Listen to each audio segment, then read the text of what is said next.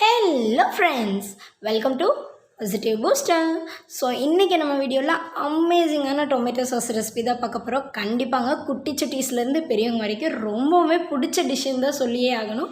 So ஹோட்டலுக்கெல்லாம் போனால் கண்டிப்பாக நம்ம இதை வச்சு சாப்பிட்டே ஆகும். அவ்வளோ டேஸ்டியாக இருக்கக்கூடிய அந்த ஒரு ரெசிபியை நம்மளால் வீட்டிலேயே செய்ய முடிஞ்சால் இன்னும் எவ்வளோ சூப்பராக இருக்கும் இல்லைங்களா? உண்மைதாங்க. ஸோ வாங்க இப்போ அந்த டிஷ் எப்படி செய்கிறது அப்படின்னு சொல்லி பார்த்துட்டு வந்துடலாம். ஸோ ஃபர்ஸ்ட் நான் எடுத்திருக்க குவான்டிட்டி பார்த்திங்கன்னா 10 தக்காளி எடுத்திருக்கேன். 10 தக்காளி எடுத்து ஸ்லைஸாக வெட்டி வச்சுட்டேன். பாருங்கள், இந்த மாதிரி ஒரு 4லேருந்து 5 பல் பூண்டு, 1.5 வெங்காயம், சின்ன வெங்காயம் எடுத்திருக்கேன், கிராம்பு, பட்டை ஒரு நல்ல ஃப்ளேவர் கொடுக்கும். ஸோ அது அளவாக எடுத்துக்கலாம். அடுத்து இப்போ இதை எப்படி செய்கிறதுன்னு பார்த்துட்டு வந்துடலாம். ஒரு கடாய் எடுத்துக்கோங்க. கடாயில் நம்ம எடுத்து வச்சுருக்க பொருள் எல்லாத்தையும் போட்டுடலாம். இப்போது எந்த தண்ணி அதெல்லாம் எதுவுமே ஊற்ற தேவையில்லை. ஏன்னா தக்காளியிலேயே நமக்கு போதுமான அளவு தண்ணி இருக்கும். ஸோ தண்ணி எதுவும் எக்ஸ்ட்ரா நம்ம ஊற்றணும் அப்படிங்க வேண்டிய அவசியம் இல்லை. ஸோ இப்போது பூண்டு 4லேருந்து 5 பல் எடுத்து வச்சுருக்கிறத போட்டுடலாம். அடுத்ததாக என்ன பண்ணலான்னா கிராம்பு 4 எடுத்துருக்கோம், போட்டுடலாம். அடுத்து பட்டை ஒரு 2 சின்ன துண்டு எடுத்துருக்கோம், போட்டுடலாம். அடுத்ததாக ஒரு 1.5 சின்ன வெங்காயம் நறுக்கி வச்சுருக்கோம் இல்லைங்களா, அதையும் போட்டுடலாம். ஸோ இப்போது அவ்வளோதாங்க. இது கொஞ்சம் சூடாகட்டும். இந்த தக்காளியெல்லாம் நல்லா மேஷ் ஆகி ஃபுல்லாக தோல் தனியாக தக்காளி தனியான்னு உரிகிற அளவுக்கு நல்லா இதாகணும். ஸோ நல்லா சூடாகட்டும். இப்போ இது பார்த்திங்கன்னா நான் முன்னே சொன்ன மாதிரி 1 மந்த்துக்கு அந்த குவான்டிட்டிக்கு எடுத்திருக்கேன். இது நம்ம சப்பாத்திக்காகட்டும் இல்லை புதுசாக எதுனா ஸ்நாக் ஐட்டம் ட்ரை பண்ணாலும் கூட வச்சு சாப்பிட்றதுக்கு ரொம்பவுமே டேஸ்ட்டாக இருக்கும்.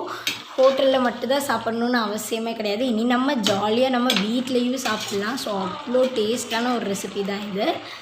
ஸோ பாருங்கள், தக்காளியில் இருக்க தண்ணி நல்லா பிரிஞ்சு நல்லா கொதிக்குது. தக்காளி தனியாக தண்ணி தனியாக வந்து நல்லா கொதிக்கட்டும்.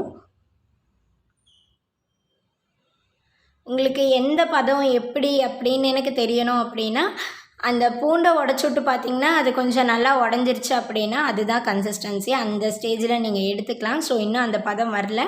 ஸோ கொஞ்சம் வேகட்டும். பாருங்கள், தொல்லியை தனியாக எடுக்க முடியும். ஓகே, இப்படி எடுத்தாச்சுன்னா ஓரளவுக்கு வெந்துருச்சு அப்படின்னு அர்த்தம். ஸோ பாருங்கள், நல்லாவே கொதிவிடுது. இந்த அளவுக்கு நல்லா கொதிக்க விட்டுருங்க. அப்போது அரைச்சி எடுக்கும்போது நல்லா டேஸ்ட் இருக்கும். எதுவும் நமக்கு வாயில் தட்படாது. அதுக்காக நல்லாயிருக்கும். ஸோ பாருங்கள், இந்த மாதிரி இருக்கட்டும். இந்த அளவுக்கு வந்துருச்சு, நல்லா கொதி விட்டு இப்படி வந்துருச்சு அப்படின்னா நம்ம ஆஃப் பண்ணி எடுத்து வச்சு இப்படி ஒரு மிக்ஸி ஜாரில் போட்டுக்கோங்க. ஸோ இப்போ மிக்ஸி ஜாரில் போட்டாச்சு. அடிச்சுட்டு வந்துடலாம். அடிச்சுட்டு வந்த அந்த ஒரு ஜூஸை நம்ம இப்படி ஒரு வடிகட்டியில் போட்டு வடித்து எடுத்துக்கலாம். ஸோ அப்போ உங்களுக்கு அந்த டொமேட்டோ சாஸ் அந்த கன்சிஸ்டன்சி அப்படியே கிடைக்கும், நல்ல டேஸ்ட்டு கொடுக்கும். ஸோ இப்படி ஒரு வடிகட்டியில் எடுத்து வச்சுக்கலாம். ஸோ இப்போ நம்ம அரைச்சிட்டு வந்தது எல்லாத்தையுமே ஒரு வடிகட்டியில் போட்டு நான் வடித்து எடுத்துக்கிறேன். பாருங்கள், வடிக்க கீழே அந்த சாஸ் கன்சிஸ்டன்சியில் கரெக்டாக கிடைக்கும். இது நம்ம அமேசிங்கான டிஷ். ஸோ எல்லாத்துக்குமே பிடிச்சிருக்கும். கண்டிப்பாக நீங்கள் எக்ஸ்பீரியன்ஸ் பண்ணிவிட்டு எப்படி இருந்துச்சுன்னு டேஸ்ட்டை சொல்ல மறந்துடாதீங்க. கண்டிப்பாக கமெண்ட் செக்ஷனில் கமெண்ட் பண்ணுங்கள். ஸோ பாருங்கள், எனக்கு இந்த அளவுக்கு குவான்டிட்டி கிடச்சிருக்கு ஒரு பவுலில். ஸோ இப்போ அதை ஒரு கடாயில் ஊற்றிக்கலாம். ஸோ அடுத்து நான் என்ன பண்ணியிருக்கேன்னா கூட கொஞ்சம் காஷ்மீரி தூளும் உப்பும் போட்டிருக்கேன். காஷ்மீரி சில்லி வந்து கலருக்காகவும் போடுறது தான். ஸோ முன்னாடியே நம்ம வெங்காயம் கொஞ்சம் சேர்த்துக்கிட்டங்காட்டி அளவாகவே சேர்த்துக்கங்க. ஸோ காஷ்மீரி சில்லி, தேவையான அளவு உப்பு. ஸோ அது கலங்கினோன்னி இப்போது லெமனை கொஞ்சம் புழிஞ்சு விட்டுக்கலாம். ஏன்னா வினிகர் போடுவாங்க. வினிகர் வந்து எல்லா இடத்துலையும் எல்லார் வீட்லேயும் அவைலபிளாக இருக்கும் அப்படிங்கிறது தெரியாது இல்லைங்களா? எல்லா இடத்துலையும் என்ன இருக்கலாம், பட் எல்லா வீட்லேயும் இருக்காது. ஸோ நம்ம லெமன் கொஞ்சம் ஸ்க்வீஸ் பண்ணி விட்டுக்கலாம். நல்லாயிருக்கும் டேஸ்ட்டு. உங்களுக்கு வாயில் வைக்கும்போது வந்து அப்படியே சூப்பராக இருக்கும். அடுத்து சர்க்கரை போட்டுக்கலாம். பாருங்கள், நான் ஒரு 2.5 ஸ்பூன் சர்க்கரை போட்டிருக்கேன் இந்த குவான்டிட்டிக்கு. ஸோ அதுக்கப்புறம் நமக்கு வேணும் அப்படின்னா தேவைக்கேற்ப கூட்ட குறைக்க செஞ்சுக்கலாம் கடைசியாக நம்ம டேஸ்ட் பண்ணும்போது. இப்போ வந்து நான் ஒரு 2.5 ஸ்பூன் சர்க்கரை தான் போட்டிருக்கேன். ஸோ இதெல்லாம் நல்லா கலந்து விட்டுட்டோம். கலக்கட்டும். நல்லா கொஞ்சம் தண்ணி உறிஞ்சி அந்த கெட்டி பதம் வரல இது கொஞ்சம் சூடாகட்டும். பாருங்கள், நல்லா கொதிக்க ஆரம்பிக்குது. ஸோ கொதிக்கட்டும். இப்போ இது நல்லாவே கொதிக்க ஆரம்பிச்சிருச்சு. உங்களுக்கு இந்த ஸ்டேஜில் வந்து வாசனையே அப்படியே சூப்பராக இருக்கும், நல்லாயிருக்கும். அந்த டொமேட்டோ கெச்சப் ஸ்மெல் மாதிரி அடிக்கும், சூப்பராக இருக்கும். ஸோ கண்டிப்பாக ட்ரை பண்ண மிஸ் பண்ணிடாதீங்க. நம்மளோட ஃபேவரட் டிஷ்ஷை நம்ம செஞ்சு நம்ம ட்ரை பண்ணி 4 பேருக்கு கொடுத்து அசத்தலாக கலக்கிறோம். அதுதான் ஓகே. ஸோ இப்போ இது நல்லா கொதிக்குது. பாருங்கள், லைட்டாக கலர் மாறிடுச்சு. இந்த ஸ்டேஜில் டெஸ்ட் பண்ணி பார்க்கலாம். ஸோ டெஸ்ட் பண்ணி பார்க்கும்போது எனக்கு கொஞ்சம் சர்க்கரை பத்தலை.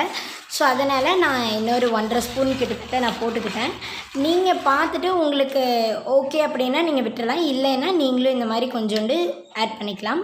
ஸோ இப்போ இது நம்ம ஒரு தட்டிலையோ குட்டி தட்டில் எதுனா வச்சோம்னா இப்படி பண்ணோம்னா இது இந்த மாதிரி வடியக்கூடாது. அப்படி வடிஞ்சதுன்னா இன்னும் அந்த கன்சிஸ்டன்சி வரல அப்படின்னு அர்த்தம். ஸோ அப்போ இன்னும் நீங்கள் கொஞ்சம் நேரம் கொதிக்க விட்டுக்கலாம், சரிங்களா? இந்த இந்த இந்த ஸ்டேஜ் வரும்போது நம்மளுக்கு உப்பு கரெக்டாக இருக்கா, காரம் கரெக்டாக இருக்கா எல்லாம் நீங்கள் செக் பண்ணி பார்த்துக்கலாம். காரம் கம்மியாக இருந்தால் கொஞ்சம் காஷ்மீரி தூள் போட்டுக்கோங்க. உப்பு கரெக்டாக இல்லைன்னா கொஞ்சம் உப்பு போட்டுக்கோங்க. நமக்கு தேவைக்கு ஏற்ப மாதிரி பண்ணிக்கலாம். ஸோ பாருங்கள், இன்னொரு டைம் இப்படி பண்ணி பார்க்கலாம். இப்படி வடிக்கும்போது முன்ன வந்த மாதிரி கீழே வரல, பார்த்தீங்களா? ஸோ இப்போ இது கரெக்டாக இருக்குது, பதம் கரெக்டாக வந்துச்சு அப்படின்னு அர்த்தம்.